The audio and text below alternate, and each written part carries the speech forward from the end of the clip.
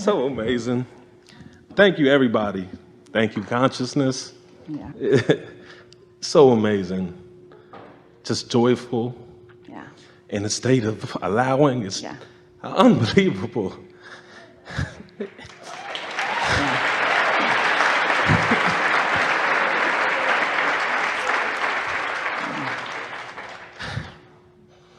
Thank you.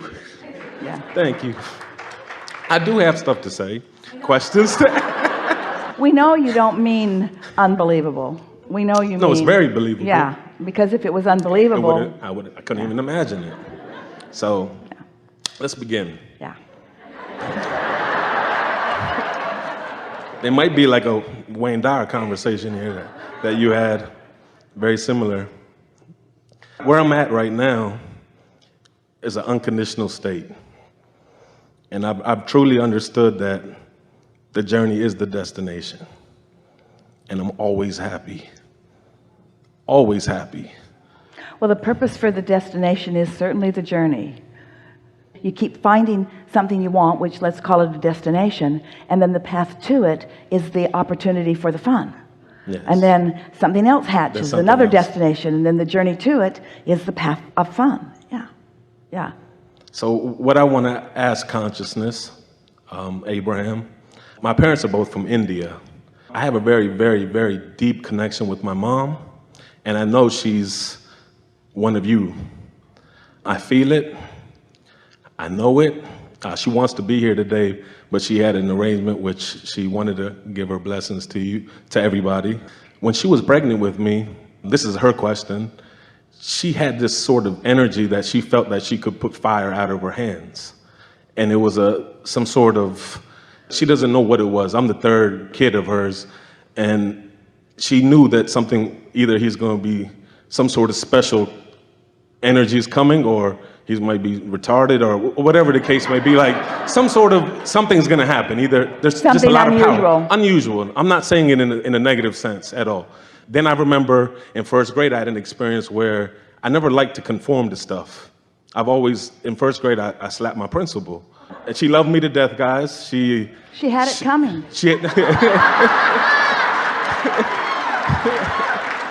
And she loved me. So what happened was, to give you guys a little brief overview of what happened, I like kindergarten because you get to play. You get to have fun. My mom's always been a babysitter, so I've always been around kids. I love that type of energy.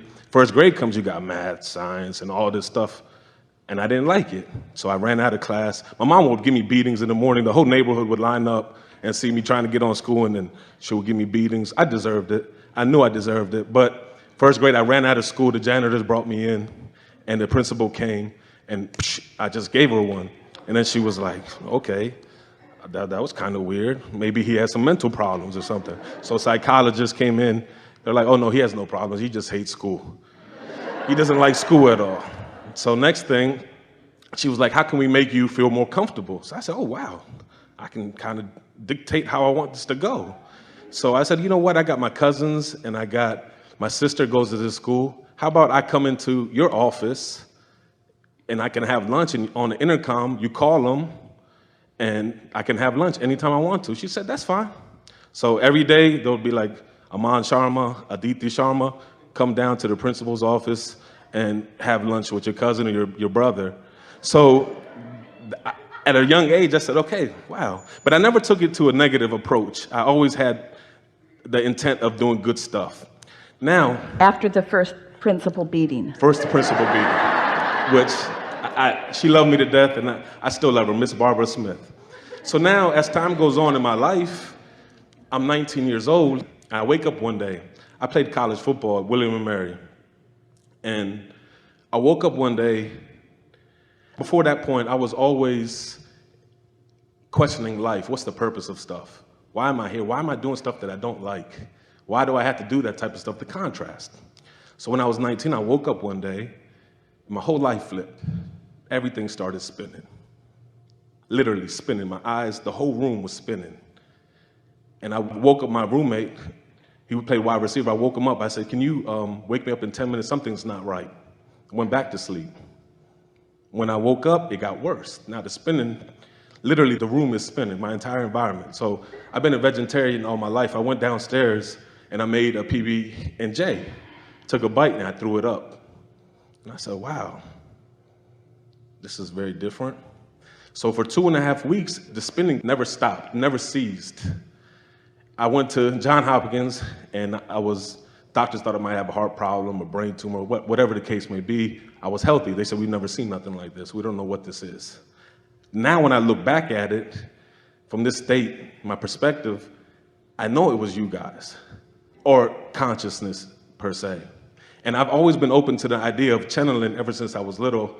My mom would take me to her small village in India, and there was a lady that channeled a Devi. And I was always open to that, not knowing what was happening. So fast forward to when I was 19, when that entire stuff happened,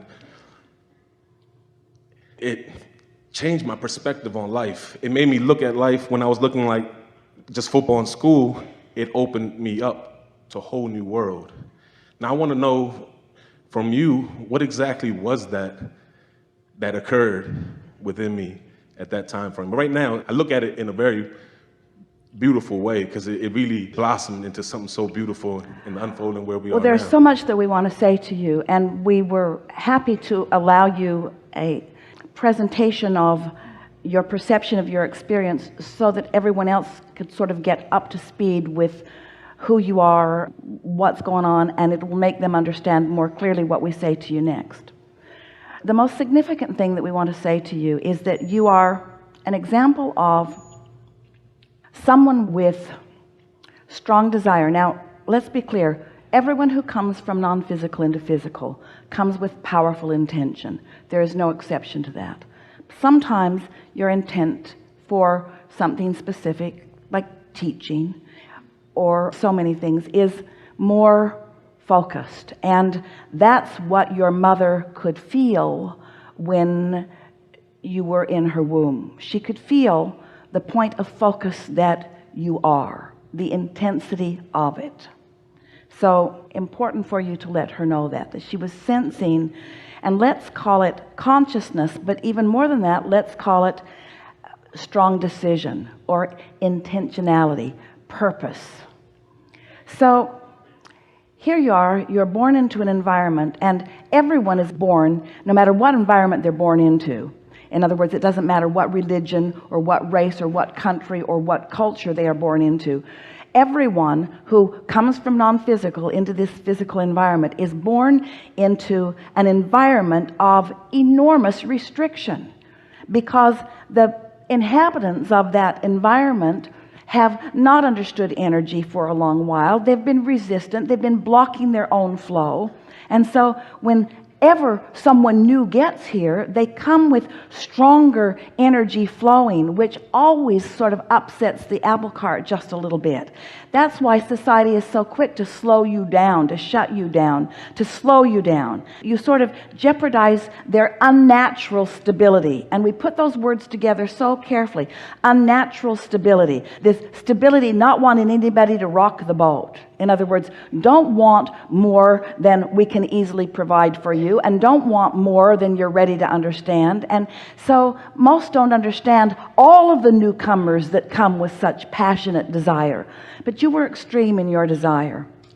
You were born into an environment with a mother who was very intuitive and who was very wise. So she, unlike most, gave you more leeway than most were given, which was a wonderful thing for you because it allowed you to feel your power at an earlier age. Not just feel it, but come to know it. Not just come to know it, but to come to want it and expect it. Not just to want and expect it, but to demand it, to be willing to accept nothing less. And then she introduced you into your first bondage, school.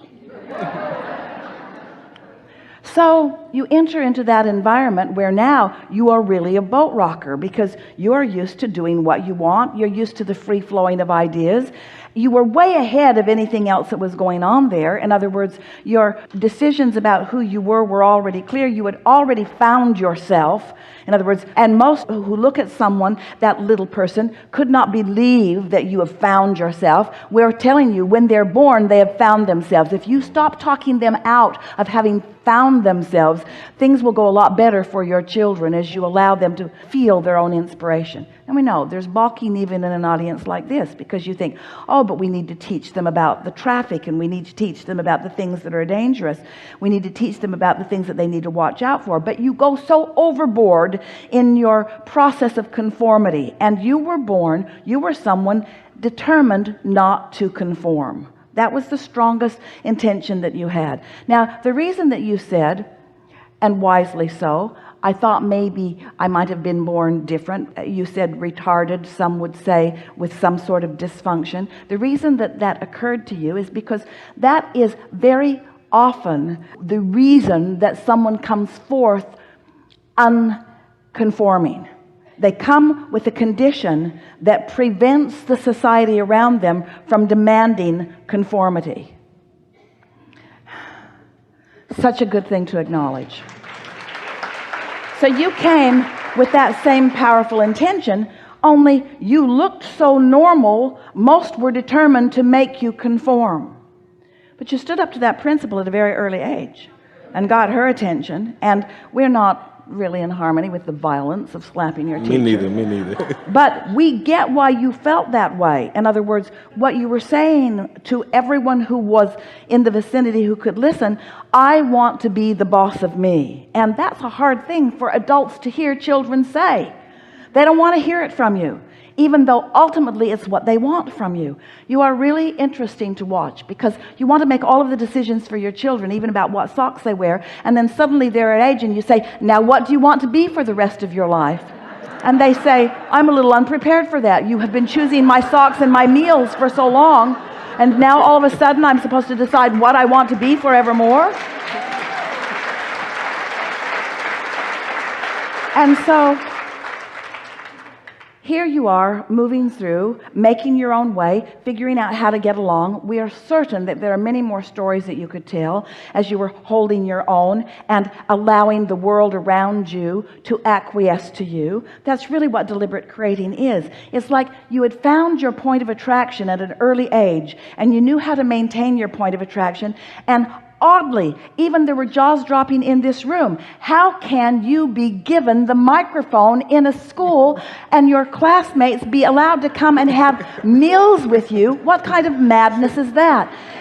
It's what deliberateness is. It's what not split energy is. It's what power is. It's what enlightenment is. It's what using the energy that creates worlds brings you. It's how things are conforming to that which you are when there's no resistance within you, you see. So then, you got older, you got more integrated into more environment, you became more a part of the ways. You began playing football. Football has rules that you had no choice but to conform to. You began playing in a game where you had to conform, which meant you had to give up some of your license of freedom in order to play in those, and in the process introduced more resistance into your equation.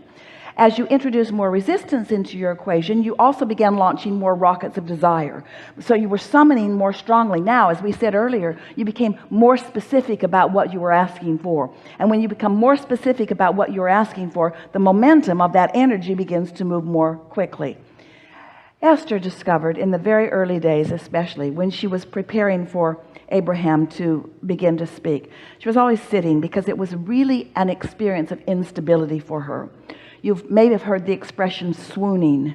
It's almost like a disorientation. And what it is, it's a willingness to move into higher consciousness, but a vibrational unreadiness. That's really what it is about. So your willingness was there, you were born with it, but because of what was going on in your experience, you were vibrationally not up to speed with it. The power of your desire was strong enough that it couldn't hold back your unreadiness, but that's what caused that swooning. That's what caused that disorientation. That's what caused that confusion. Even today, Esther always goes to a podium. She likes it when they're really stable podiums, because she knows that there is the potential, as she moves from the consciousness of Esther to the consciousness of Abraham, that there's going to be an energy adjustment, and that's what you were experiencing then. So now what?